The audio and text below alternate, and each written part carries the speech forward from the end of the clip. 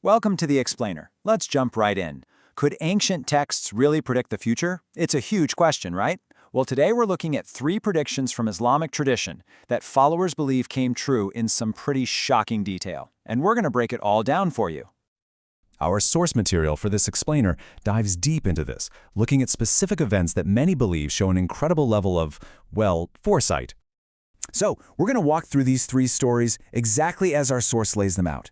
We're talking about an ancient scroll that seemed to pinpoint a prophet's arrival, a massive showdown between superpowers with an unbelievable twist, and, get this, a modern skyline that might have been described by shepherds thousands of years ago. It's wild stuff. Okay, so our first story. You might think we'd start in the 7th century, but nope. We're actually starting with one of the biggest, most important archaeological finds of the entire 20th century. Yep, we're talking about the Dead Sea Scrolls. I mean, these aren't just some old dusty papers. They are some of the oldest copies of biblical texts ever found. We're talking over 2,000 years old.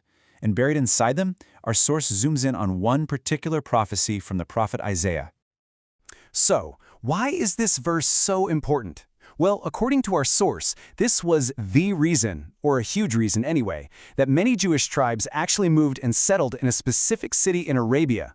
They were literally waiting for a prophet they believed was described in this very text. And the source really breaks down the clues here. Kedar, you see, is identified as a son of Ishmael, making him an ancestor of the Arabs. Okay, that's one piece of the puzzle. But Sela, this is where it gets crazy. It's not just some random mountain. It's a specific mountain located just 500 meters from what is now the Prophet's Mosque in the city of Medina. So, the point this source is making is that this wasn't random. The stage had been set, For generations, people were waiting. So when the Prophet Muhammad finally arrived in Medina, he was stepping into a place that was, in a way, already expecting someone just like him. All right, let's shift gears to our second prediction. This one is all about geopolitics, a massive clash between 2 ancient superpowers, the Romans and the Persians. Now you have to understand the situation at the time.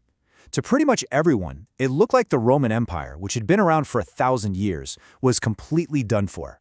The Persians had just crushed them. They'd even conquered Jerusalem. It looked like there was absolutely no coming back from this. But then, right at this moment, when the Romans are at their absolute lowest point, a new scripture, the Quran, makes a prediction that must have sounded, well, insane. It basically said, don't worry, the Romans have been defeated now, but in just a few years, they're going to win. And look at this timeline. The comeback happens right when it was supposed to. But here's the kicker. The part our source says is truly remarkable. The prophecy didn't just predict the Roman victory. It also said that on that same day, believers would have a victory of their own to celebrate. And what happens? In 624, the exact same year the Romans scored their major victory, the early Muslim community, who were just a small group at the time, win their first major battle ever, the Battle of Badr. Talk about timing. And this belief, this conviction, it wasn't just some abstract idea. The source points to this great story about one of the Prophet's companions, Abu Bakr. He was so confident in this prophecy that he made a huge bet with a skeptic. We're talking 100 camels, a fortune back then, that the Romans would win. He was putting his money where his mouth was, on something that looked like a completely lost cause. Okay, on to our final story. In this one might be the most dramatic of all, because it connects a prophecy from 1,400 years ago directly to the skyscrapers we see on the news today. The prophecy basically describes a sign of the end times, and it's a really specific image. It says, you will see the barefoot, destitute shepherds competing and constructing lofty buildings. Think about that contrast for a second. The poorest of the poor, people with literally nothing, suddenly in a competition to build huge, tall buildings. It's a wild image.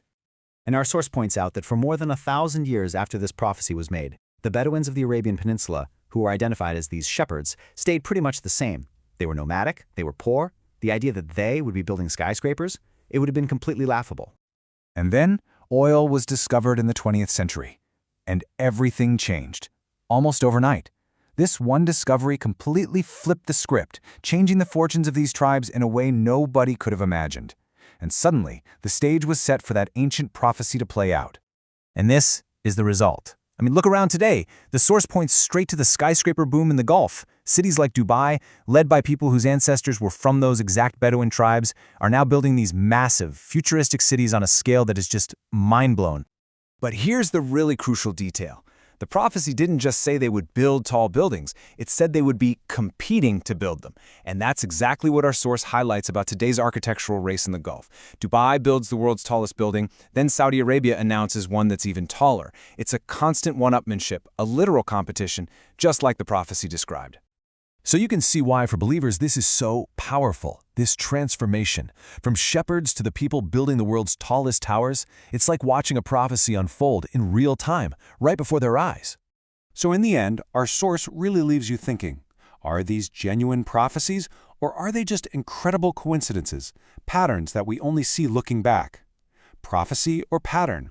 Belief or coincidence? Whatever you think, it's an absolutely fascinating look at how these ancient words continue to shape the world today.